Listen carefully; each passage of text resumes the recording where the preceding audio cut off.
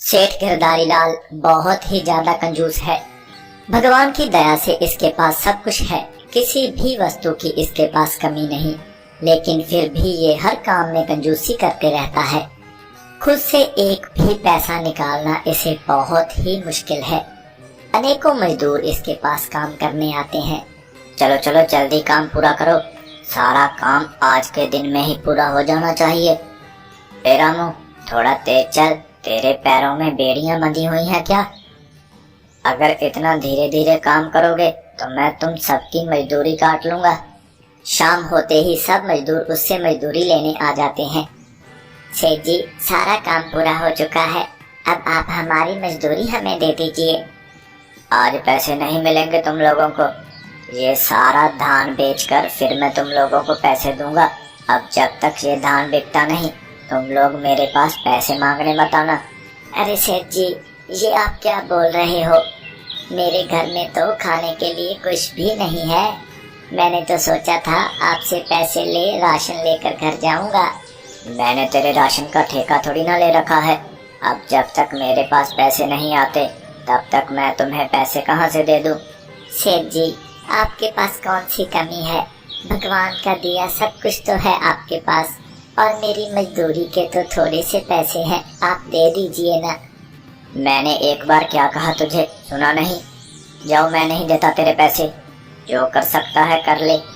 सेठ जी, मैं गरीब आपका क्या बिगाड़ सकता हूँ, लेकिन याद रखना सेठ जी, उस भगवान के घर देर है अंधेर नहीं, वो हर किसी का हिसाब करते हैं, उनसे डरिए सेठ जी।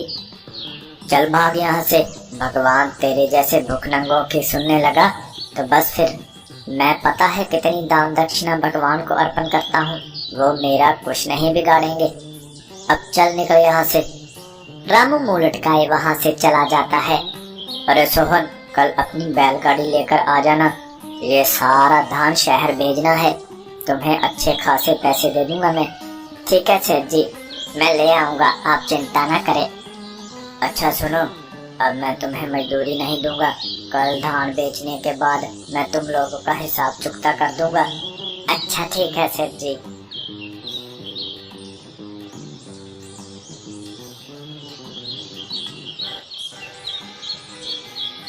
सेठ के घर एक साधु आते हैं। भूखे साधु को कुछ खाने के लिए दे दो, भगवान तुम्हारा भला करें। ये बाबा कैसे आना हुआ? बालिके, मैं बहुत दूर से चलकर आ रहा हूँ और भूख भी बहुत ज्यादा लगी हुई है। काफी समय से मैंने कुछ भी नहीं खाया। अगर तुम मुझे खाने के लिए कुछ दे दो तो बहुत मेहरबानी। मैं भी आपके लिए खाने के लिए कुछ लेकर आती हूँ। अरे किधर जा रही हो? जी, साधु बाबा के लिए कुछ खाने के लिए लेने जा रही हूँ। कुछ भी नहीं लेकर आना अंदर से, आई बात समझ में? मेरे घर में फालतू अनाज नहीं है ऐसे राह चलतों को खिलाने के लिए। चलो तुम अंदर चलो। वो चुपचाप अंदर चली जाती है। अरे ओ पखंडी, तुझे मेरा घर ही मिला है क्या पूरे गांव में जो यहाँ खाना मांगने आ गया? चल निकल यहाँ से, कुछ नहीं मिलने वाला तुम्हें यहाँ से।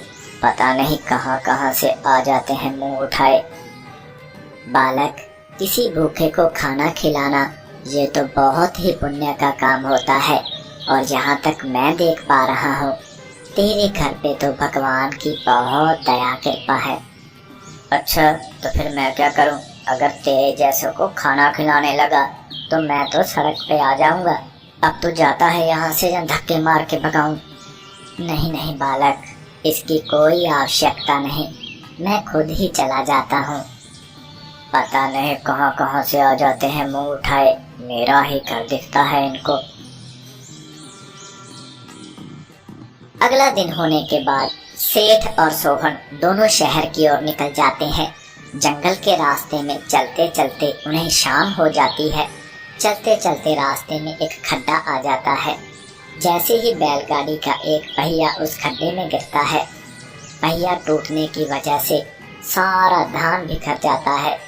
अरे सोहन, तुझे खड्डा दिखाई नहीं दिया क्या? तुमने मेरा कितना नुकसान कर दिया, अब इसकी भरपाई कौन करेगा? सेठ जी, ऐसे छोटे मोटे खड्डे तो रास्ते में आते ही रहते हैं, लेकिन मैंने आपको कहा भी था कि हम आधा धान ले जाते हैं, आधा कल ले जाएंगे, लेकिन आपने मेरी बात सुनी कहाँ। एक तो मेरा नुकसान कर दिया, ऊपर से जुबान भी लड़ाता है। अब गांव वापस जा, इस सब नुकसान की भरपाई तू ही करेगा। दूसरी तरफ रात होने लगती है।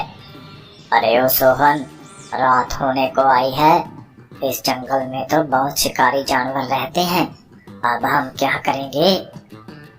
सेठ जी, वो देखिए, उस तरफ रोशनी दिखाई दे रही है। ऐसे लग रहा है जैसे किसी ने वहाँ पर आग जलाई हो। अगर ऐसी बात है तो वहाँ जरूर कोई घर भी होगा, चलो हम वहीं चलते हैं।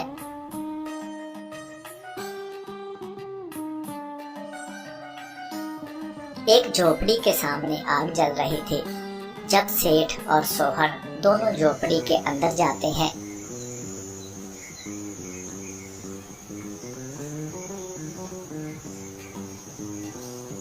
सेठ क्या देखता है, झोपड़ी के अंदर वही साधु बैठे हुए थे जो उसके घर आए थे।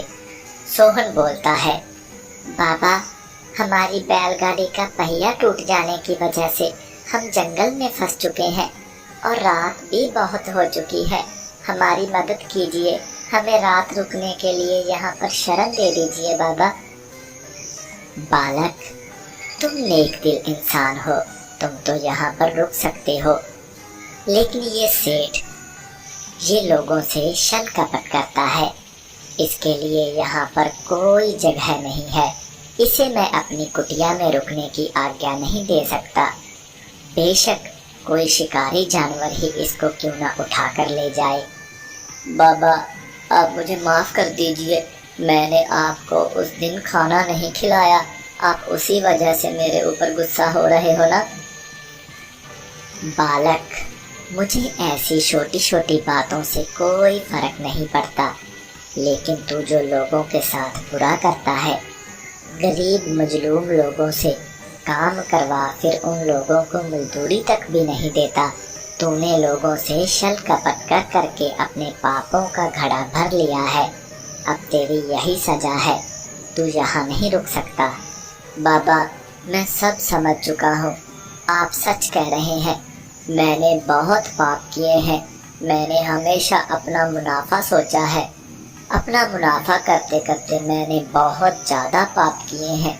बाबा, अब आप मुझे माफ़ कर दीजिए।